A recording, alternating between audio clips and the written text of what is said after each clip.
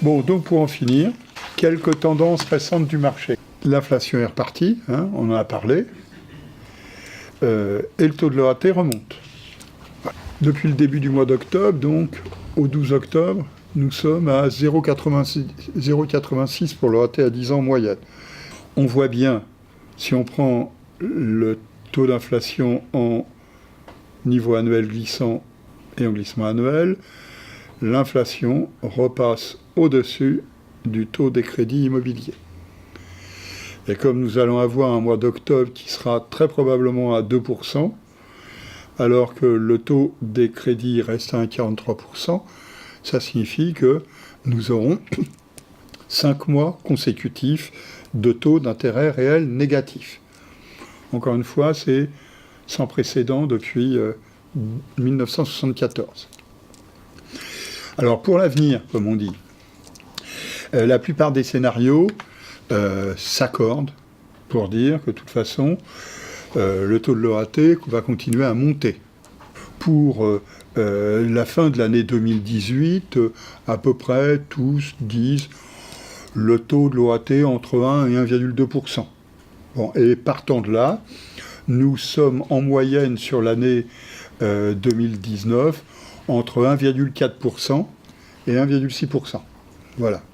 Pour autant, les taux des crédits immobiliers ne vont pas remonter de 60 ou 80 points de base.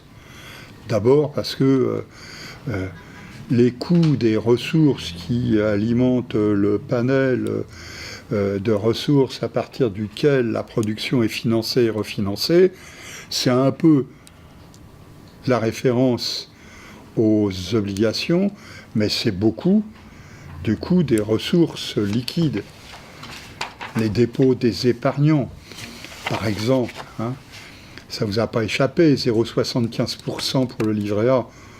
Donc, un coût de ressources qui ne va pas monter, les taux de refinancement de la BCE, les mêmes scénarios disent le taux reste à 0 jusqu'à l'été 2019, et après il remonte un peu, et il finit à l'année 2019 à 0,25%.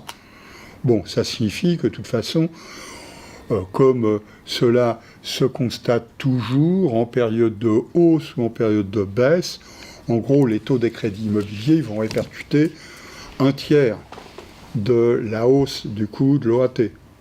Voilà, hein, mécaniquement.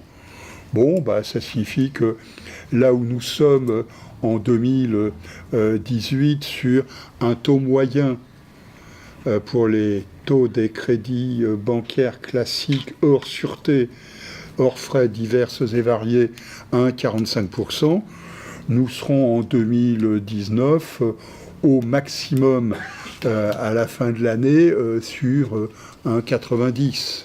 Il est clair que quand on regarde, on prend le taux effectif moyen des prêts immobiliers à taux fixe aux particuliers. C'est la publication que la Banque de France fait chaque trimestre. Voilà, on prend exemple les prêts à 20 ans, 2,31%. Alors qu'est-ce qu'on a, le 2,31%? On va dire au troisième trimestre. Hein. C'est calculé sur la base de l'enquête que la Banque de France réalise auprès des établissements distributeurs. Quand vous regardez la baisse, qui est la baisse à laquelle on a assisté, hein, là, c'est mis depuis 2017, on ne va pas rentrer, eh bien ça signifie que mécaniquement, la marge qui reste viable et qui peut être servie à un opérateur extérieur comme un courtier a progressivement disparu. Donc la réduction, la diminution de la moindre vitalité, la baisse sensible des rachats de créances s'explique aussi par le fait que, de toute façon, pour servir un rachat de créances, il faut lâcher une partie de la marge sur un autre opérateur. Donc quand on regarde, et c'est ce qui est intéressant, quand on regarde le taux baisse, donc comme les taux du quatrième trimestre, pas encore publiés, ils seront publiés dans 2 mois et demi par la Banque de France, hein, et ça servira à définir le seuil d'usure du premier trimestre 2019. Donc, comme les taux des crédits ont continué à baisser au 4e trimestre, Observatoire Crédit Logement CSA, eh bien, ça signifie que le taux effectif moyen va continuer à baisser. Et comme le taux effectif moyen va continuer à baisser, ça signifie que le seuil d'usure, il va baisser aussi. Alors, pourquoi je vous parle de ça? Eh bien, simplement parce que quand on regarde les prêts à moins de 10 ans ou les prêts d'une durée comprise entre 10 et 20 ans, eh bien, on voit que le niveau auquel le seuil d'usure est parvenu a comme conséquence que si des établissements veulent servir des ménages à revenus modestes, donc comme on l'a vu tout à l'heure, 4e groupe, à des niveaux moyens de taux supérieurs aux autres, qu'est-ce qu'il faut qu'ils fassent? Eh bien, il faut qu'ils allongent les durées et qu'ils les déplacent donc sur des productions qui sont des productions plus longues que celles qu'il y avait auparavant. Donc, outre la volonté de soutenir le marché, qui est indéniable, par l'amélioration des conditions de crédit, outre la volonté de maintenir l'activité bancaire, eh bien, outre cela, nous avons une conséquence qui est une conséquence de l'évolution de la pratique qui a été celle de la détermination des taux effectifs moyens et des seuils d'usure. Et c'est la raison pour laquelle, sur les premiers mois de l'année 2019, nous n'avons pas trop d'inquiétude sur la manière dont les taux des crédits immobiliers aux particuliers vont se comporter. Et c'est pour ça que le mouvement des taux sur le premier semestre de l'année 2019 est un mouvement qui va laisser encore de la place à de bonnes conditions de crédit. Bon, donc, d'autant que cette demande de crédit, on disait tout à l'heure, elle a vraiment du mal à se relever.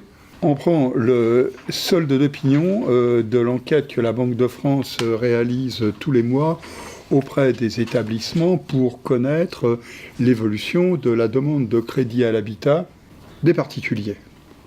D'accord ? Bon, alors, il est remarquable de constater que le solde se dégrade depuis mai 2017 et nettement depuis septembre 2017. C'est normal, puisque c'est le moment à partir duquel la hausse des prix a commencé à déstabiliser la solvabilité de la demande et à impacter les marchés sur de très nombreux territoires. Nous sommes face à une demande dont le décrochage et la dégradation se poursuit depuis 15 mois. Et pour finir, l'Observatoire de la production de crédit immobilier, voilà. Nous sommes sur un premier semestre 2018 qui nous avait marqué un recul sensible des offres acceptées, moins 13,8% pour l'ensemble du marché. C'est énorme. Nous avons bien un premier semestre qui a été mauvais. Ça signifie que de toute façon, on a eu un formidable apport d'acheteurs étrangers. Donc le Brexit produit un effet extraordinaire sur le marché. Et ce n'est pas en centaines d'acheteurs, dans ces cas-là. C'est en dizaines de milliers. Parce que quand on parle de cela, quand on parle du marché des crédits, on parle d'1,2 million opérations immobilières financées par recours au crédit. On parle d'1,5 million prêts. Donc, quand c'est en recul de 10%, s'il y en a qui l'ont vu et d'autres qui ne l'ont pas vu, ça signifie que l'épaisseur du trait fait 120 000 opérations immobilières et 150 000 prêts. J'ai peine à croire que le Brexit, ça fasse 150 000 prêts. D'accord ? Bon. Maintenant, si on prend une estimation provisoire pour le 3e trimestre, nous avons un 3e trimestre qui est toujours meilleur que le deuxième l'a été. Cette année, il est mollement meilleur. D'accord? Et donc, si on prend les 9 premiers mois de l'année en glissement annuel, nous sommes sur un marché qui est en recul de 8,2%. 7,2% dans le neuf, 8% dans l'ancien et 18,1% pour les travaux. Et si on corrige de l'augmentation, qui est l'augmentation des prix des opérations immobilières réalisées en volume, donc c'est un équivalent nombre d'opérations immobilières, à l'évolution du taux d'apport personnel prêt, mais bon, ça signifie que pour le neuf, on est à moins 9,2%.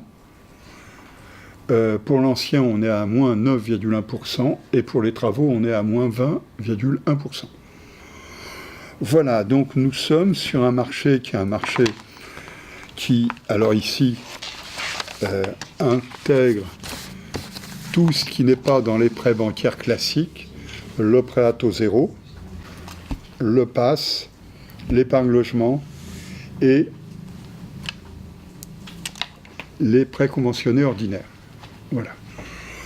Bon, voilà, donc on est sur un marché qui reste à haut niveau, hein, mais dans une conjoncture qui n'est plus aujourd'hui celle qui était la sienne à la fin de l'année 2017.